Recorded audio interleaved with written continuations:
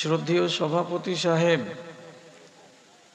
সমবেত এই এলাকার বিভিন্ন গ্রাম থেকে, বিভিন্ন মহল্লা থেকে, বিভিন্ন পাড়া থেকে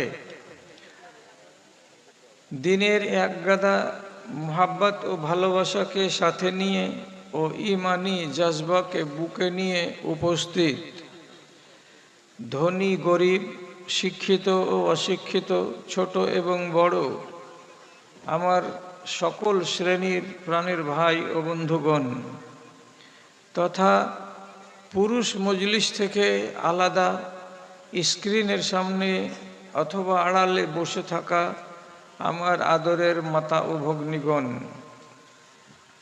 আল্লাহর শুকরিয়া আদায় করছি যে কিছুদিনের ব্যবধানকে ঘুচিয়ে আবার আপনাদের সামনে এসে আপনাদের মুখোমুখি হয়ে কিছু কথা বলার আল্লাহ তাআলা সুযোগ দিয়েছেন।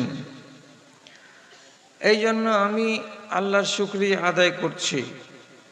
আপনি এসেছেন এইখানে শ্রোতা হিসাবে, কিছু কথা শুনবেন, শোনার পরে নিজের ঈমানটাকে সজ্জিত করবেন, নিজেকে বদলাবেন, নিজেকে শুধরাবেন, এই রকম একটা কামনা বাসনা নিয়ে আপনি এসেছেন। আপনার এখানে আসা এর পেছনে গরজ আলাদা, তার মানে শোনা। আর এইখানে আমার আসা, আমার গরজ হচ্ছে শোনানো। আমি বলবো, আপনারা শুনবেন। তাহলে আমার ভেতরে এই রকম একটা জজবা থাকবে যে আমি যে কথাগুলো বলবো তাতে কোনো রকমের খেয়ানত করব না, জাল কথা বলে আপনার মূল্যবান সময়কে নষ্ট করব না। এবং আপনি যে কথাগুলো আমার মুখ থেকে শুনবেন সেইগুলোকে শুনে বাড়ি যাওয়ার পরে তার প্রতি যত্নবান হবেন। আপনি কথাগুলোকে যেমন কেউ বাড়িতে নিয়ে গিয়ে ঢেলে এক জায়গায় চাপা দিয়ে দেয়, ওই রকম করে চাপা দিয়ে দিবেন না।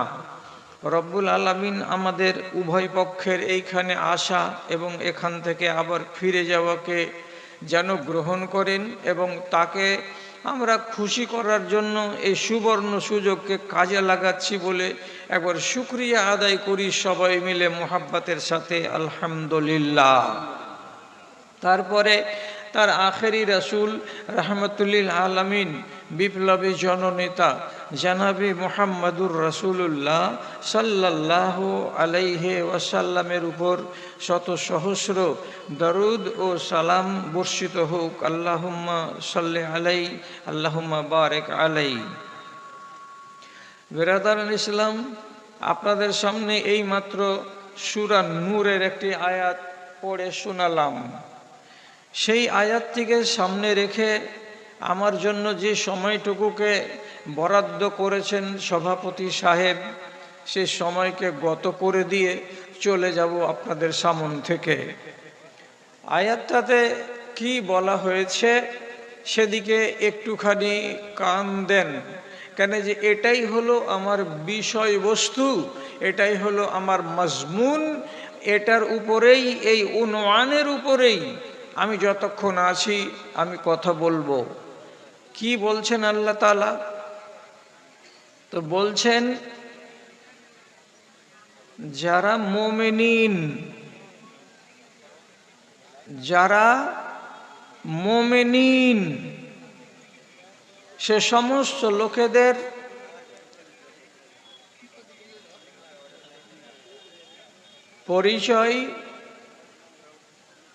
পরিচয় হলো এই, যখন কেউ তাদেরকে আল্লাহ এবং তার রাসূলের দিকে ডাকবে, আল্লাহ এবং তার রাসূলের বিধি বিধানের দিকে আহ্বান করবে, তখন সে কি করবে? এক কথাই উত্তর দিবে, সামি'না ওয়া আতা'না। ও মৌলভী সাহেব, আপনি আমাদেরকে 1 ঘন্টা ধরে ডাকলেন, আল্লাহ এবং তার রাসূলের দিকে। সেই কথাগুলো আমরা শুনলাম। এবার আমরা কথা দিচ্ছি। কি কথা দিচ্ছি? সামি'না ওয়া আতা'না। কান দিয়ে শুনলাম, মন দিয়ে শুনলাম, প্রাণ দিয়ে শুনলাম, সেই সাথে সাথে এগুলোকে আমরা মেনে নিলাম, এগুলোকে আমরা মেনে চলবো, ফরমাবরদারি করব, এগুলোর উল্টো করব না।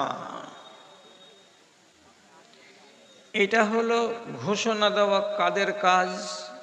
তো আল্লাহ বলছেন নিজে, এটা হলো মুমিনিনদের কাজ। যদি কেউ এরকম করে, এই ডান দিকে আওয়াজ কি হচ্ছে রে? এই ছেলেগুলো, এই ডান দিকে কিসের আওয়াজ হচ্ছে রে?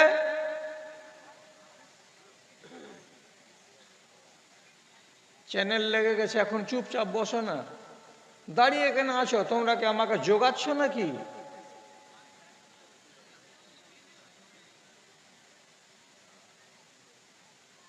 চ্যানেলওয়ালার জ্বালাতে আদমরা হয়ে গেলাম, খালি জীবনটা বের হতে বাকি আছে। যদি আপনি এইরকম স্বভাব না দেখান যে কানে শুনলাম, তারপরে স্বভাবটা কি? আতানা, মেনে নিলাম। তো যদি মেনে নিলামটা বাদ চলে যায়, কানে শুনে নিলামটা থেকে যায়, আল্লাহ যে বললেন যারা দুটাই করে দেখাবে তারা হলো কামিয়াব। উলাইকা হুমুল মুফলিহুন, এরা কামিয়াব, এরা দুনিয়াতেও কামিয়াব, এরা আখিরাতেও কামিয়াব। আপনি যদি দ্বিতীয় অংশটা না মানেন, না আমি মানতে পারলাম না, শুনতে পারলাম, তাহলে এই লোকটা কি কামিয়াব হবে? কোনোদিনই হবে না, কোনোদিনই কামিয়াব হবে না। দুনিয়াতে যতদিন বাঁচবে বেইজ্জত হয়ে বাঁচবে, আর এখান থেকে মরে যেদিন আল্লাহর দরবারে যাবে, সেদিন আল্লাহ রাব্বুল আলামিন পুলিশের মতো করে মিলিটারি লাগিয়ে দিয়ে, ফেরেশতা লাগিয়ে দিয়ে পিটতে পিটতে তাকে নরকের ভেতরে গিয়ে ভরবে। কেন? আপনি এ কথাটা মানেননি। কোনটা কথা? আতানা, আমি এই কথাগুলোকে মেনে নিলাম, আমি এর বাইরে যাব না, এ কথাটা আপনি বলেননি, এ কাজটা আপনি করেননি।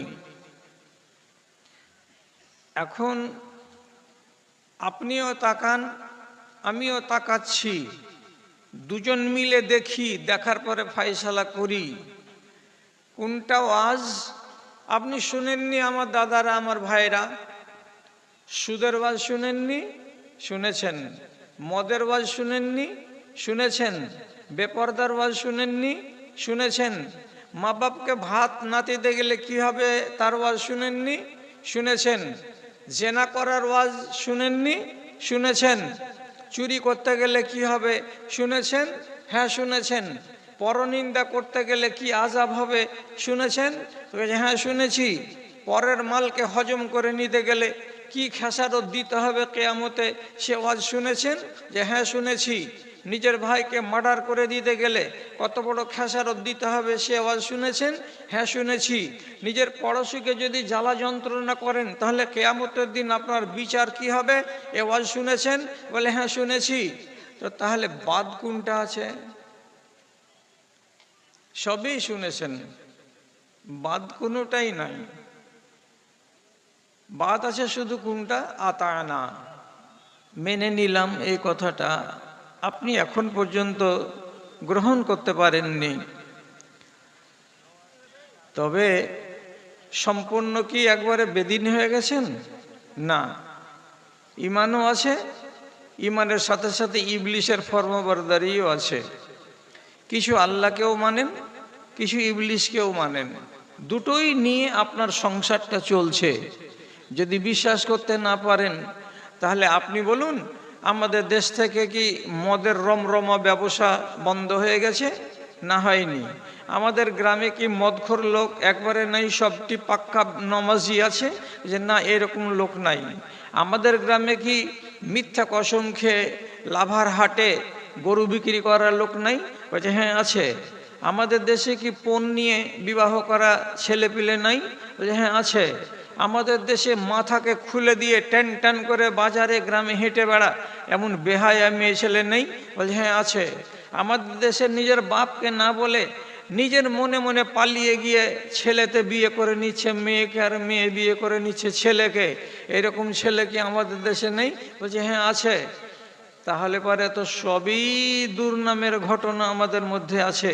এখন পাল্টা যদি জিজ্ঞেস করি, আমাদের দেশে রমজানে নামাজের সংখ্যা বাড়ে না কমে? বাড়ে। তাহলে আমাদের দেশে নামাজ আছে, মরেনি। আমাদের দেশে রমজানের রোজা রাখার লোকের সংখ্যা আছে না নাই? বলে হ্যাঁ আছে। তাহলে রোজাও তো আছে। আমাদের দেশে ঈদের নামাজ পড়তে গিয়ে মাঠ ভর্তি হয়ে যায়। তাহলে পরে আমাদের দেশের নামাজির সংখ্যা এখন হারিয়ে যায়নি? তাহলে এখনও আছে। তা আমরা কেমন হয়ে আছি? এটাও ধরছি, ওটাও ধরছি, সাপের মুখেও চুমা, ব্যাগের মুখেও চুমা, একবার আল্লাহকে ধরি আর একবার ইবলিশকে ধরি, এইভাবে জীবন কাটছে। লাভ কি হবে? এইভাবে চললে লাভ কি হবে? আল্লাহর কথা মতো আপনি চলেননি, আপনার কথাকে মেনে নিলাম আল্লাহ, এইটা কথা আপনি বলতে পারেননি। আপনি আর আমি হয়ে গেছি দোগলা। যদি দোগলা কেউ হয় তো তার খেসারত কি হবে? রব্বুল আলামিন কোরআনে বলছেন, আফাতুমিনুনা বিবাযিল কিতাবে ওয়া তাকফুরুনা বিবায ফামা জাযাউ মান ইয়াফআল যালিকা ইল্লা খিজিয়ুন ফিল হায়াতিদ দুনিয়া ওয়া ইয়াউমাল কিয়ামাতি ইউরাদ্দুনা ইলা আশাদ্দিল আযাব। কি মানে? যারা আল্লাহর দুনিয়াতে আল্লাহর আইনের কিছু মানে এবং কিছু ছাড়ে, কিছু আল্লাহর বিধি নিষেধকে গ্রহণ করে, আর কিছু কিছু আল্লাহর আইনকে মানে না, পায়ে দলে দেয়, তাহলে এমন মানুষগুলো কেমন হবে তাদের অবস্থা? রব্বুল আলামিন বলছেন, দুনিয়াতে যতদিন বাঁচবে এরা ইজ্জত নিয়ে বাঁচবে না, বুক ফুলিয়ে থাকতে পারবে না, চোখ উঁচু করে মুখ উঁচু করে বাজারে হাটে মাঠে ঘাটে চলতে পারবে না, ভিজা ছাগলের মতো দুনিয়াতে বাস করবে, জলিল হয়ে বাস করবে, লাঞ্ছিত হয়ে বাস করবে, ইজ্জতের সঙ্গে বাস করবে না। এবং কিয়ামতের দিন যখন হাসরের ময়দানে হাজির হবে, তখন এরাই আল্লাহ তাআলাকে বলবে, পরওয়ারদিগারে আলাম, আমরা দুনিয়াতে ইজ্জত পাইনি, আমাদেরকে আমাদের দুশমনেরা সবসময় মুঠার ভিতরে করে রেখেছিল, আমরা মজলুম হয়ে বেঁচেছিলাম, আজকে আমাদের ইজ্জত দাও, আজকে আমাদের সম্মান দাও। আল্লাহ তাআলা বলবেন, দুনিয়াতে তোরা লাঞ্ছিত কেন হয়েছিলি? আমার সবটি আইনকে মানিসনি, আধা মেনেছিলি আর আধাকে ছেড়ে দিয়েছিলি, তার জন্য দুনিয়াতে তোরা লাঞ্ছিত হয়েছিলি। আর আজকে আমার কাছে কিয়ামতের দিন ইজ্জত চাইছিস, আজকে ইজ্জত পাওয়া যাবে না। যা, তোদের জন্য লাল ঘর তৈরি করা আছে, আল্লাহর ফেরেশতারা পিটাতে পিটাতে তোদেরকে জাহান্নাম পর্যন্ত নিয়ে যাবে। যারা দুরকমেরই ব্যবসা চালায় তাদের পরিণাম খারাপ হবে। ইজ্জত সব মাটি হলো, ইজ্জত সব মাটি হয়ে গেল, নত হলো মমশির। যারা ছিল চির মোদের গোলাম, আজ তারাই হয়েছে মহান বীর, আজ তারাই হয়েছে মহান বীর। তোমায় ভুলেছি, কোরআন ছেড়েছি, তাই বুঝি অপমান। তোমার দুনিয়ায় দুশ্মনী লীলা চেয়ে দেখো রহমান। কাফেরের হাতে নিধন হতেছে কি করে মুসলমান গো, কি করে মুসলমান। বলির পাঁঠা হলো মুসলিম তোমার চোখের আগে, আসাম বোম্বাই মিরাট গুজরাট আর সে হাজারিবাগে, আর সে হাজারিবাগে। তবু কেন তুমি প্রতিশোধ নিতে হও না কো আগওয়ান? তোমার দুনিয়ায় দুশ্মনী লীলা চেয়ে দেখো রহমান। কাফেরের হাতে নিধন হতেছে কি করে মুসলমান গো, কি করে মুসলমান? আপনার ইজ্জত নেই, ইজ্জত নেই। মধ্যপ্রদেশের সরকার আইন করেছে, জুমাতে যেটা খুতবা দিবা সেই খুতবাটাকে আগে সরকারের কাছ থেকে মঞ্জুর করে নিয়ে এসো, 6 দিন আগে দিয়ে খুতবা দাও, নাহলে টুটিতে বংশী লাগিয়ে দড়ি লাগিয়ে টেনে খিঁচে নিয়ে যাব কোর্টে। এটা তোর বাপের দেশ নয়। মুসলমান তুমি ভিজা ছাগলের মতো, ছাগল ভিজে গেলে যেমন কাবু হয়ে যায়, তেমনি মুসলমান তুমি আজ দুনিয়াতে কাবু হয়ে আছো। কিসের জন্য? আল্লাহর সঙ্গে তোমাদের লিংক ছুটে গেছে। খাও দাও ফুর্তি করো আর নিজেকে বলো মুসলমান, এটার নাম মুসলমান নয়। রব্বুল আলামিন যেটা কথা বললেন যে কোনো আমার লোক যদি তোমাদেরকে আল্লাহ এবং তার রাসূলের দিকে ডাকে, তো তাহলে তার কথাটাকে শোনার পরে বলো কানে শুনলাম এবং অন্তর থেকে এটাকে মেনে নিলাম, তাহলেই তুমি আমার লোক। কে তোমার গায়ে হাত দেয় তখন আমি দেখব। কিন্তু তুমি তো আমারই হতে পারলে না, এখন মজলুম হয়ে আছো। কিসের জন্য আছো? তো তোমার নিজের চরিত্র গুণে তুমি হয়ে আছো। ভাইরে, কটা জুমা হয় বছরে?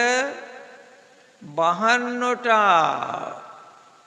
52টা জুমার খুতবা যেই কওম শুনে, সেই কওমকে জিজ্ঞেস করছি, এই বড় বড় পাগড়িওয়ালা আর লাঠিওয়ালা আর বড় বড় টুপিওয়ালা, একটা কথা বলো তো, তোমার ভারতবর্ষে বুদ্ধ আছে, তোমার ভারতবর্ষে হিন্দু আছে, তোমার ভারতবর্ষে জৈন আছে, তাদের কি ধর্মের ভেতরে এইরকম ব্যবস্থা আছে যে ওদের লোকগুলোকে প্রত্যেক শুক্রবার বা বৃহস্পতিবার বা কিংবা মঙ্গলবারের দিন এক জায়গাতে জমা করে তাদেরকে হিদায়েতের কথা শোনানো হয়? এই ব্যবস্থা আছে কি? নেই। ওদেরকে এই রকম করে ওয়াজ করতে হয় না সারা দিন সারা রাত, বছরে যেদিন সেদিন ওয়াজ ওরাকে শুনতে হয় না, তারপরেও ওরা ধার্মিক। আর আপনাদের মতো লোক, আমাদের মতো লোক, যারাকে এক বছরে 52টি জুমার খুতবা শোনানো হলো, এক এক দিনকার জুমা হলো 25 মিনিটের, তাহলে আপনি নিজে বলেন যে যদি 50 ঘন্টা ওয়াজ আপনি শুনে থাকেন এক বছরে, তারপরেও যদি আপনার ঈমান কচুর পাতের পানির মতো হয়ে থাকে, তো আপনার মতো জলিল ইনসান আল্লাহর দুনিয়াতে আর কে আছে? আপনার মতো জালিম আল্লাহর দুনিয়াতে আর কে আছে? সব জালিম জালিম জালিম, কেউ আল্লাহকে মানে না।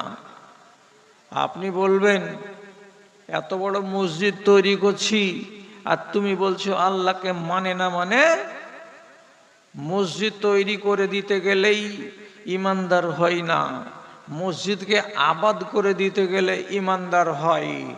20,000 টাকা চাঁদা দিয়ে দিবেন, আর দেওয়ার পরে নিজের খুরখানাকে মসজিদে রাখতে যাবেন না, তাহলে ওই লোকটাকে ইমানদার বলা যায় না। ও দান করেছে তার নেকি পাবে, কিন্তু নমাজ আদায় করেনি তার জন্য সে যে গুনাহগার, আর ওর যে দানটার কোনো দাম নেই, এ কথাটা কি সে জানে? যদি আমার কথা একটা বেশি হয়ে যায়, তাহলে সভাপতিকে জিজ্ঞেস করবেন, অথবা কোনো এমন একজন আলেমকে জিজ্ঞেস করবেন যে আলেমটার উপরে আপনার আস্থা ভরসা আছে, সে যদি সার্টিফাই করে দেয় তাহলে আমি বেঁচে গেলাম। আর ওই আলেমটা যদি বলে যে মৌলবি ভুল বলেছে, তাহলে আপনাদের দড়ি আর আমার গলা আর আপনাদের দেশের কোনো একটা জিয়ালার গাছকে বেছে নেবেন, আপনি আমাকে ঝুলিয়ে দিবেন, আমি ঝুলে যাব গাছে, কিন্তু আপনাকে আমি আর আপত্তি করতে যাব না। কি কথাটা বলছি? যে মানুষটা নামাজ পড়ে না, সেই মানুষটা হলো একেবারে আপন মায়ের পেটের ভাই শয়তানের।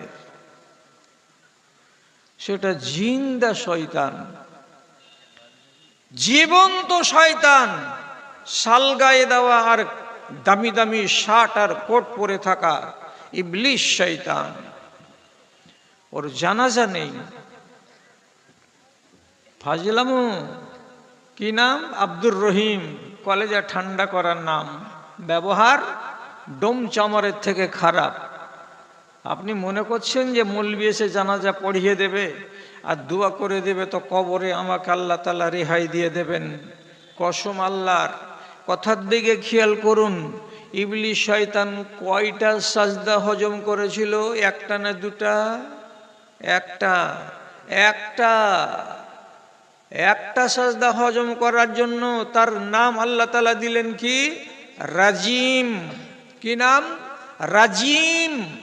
তুই লানতি, তুই অভিশপ্ত, তুই জুতাখোর, তুই ঝাঁটাখোর।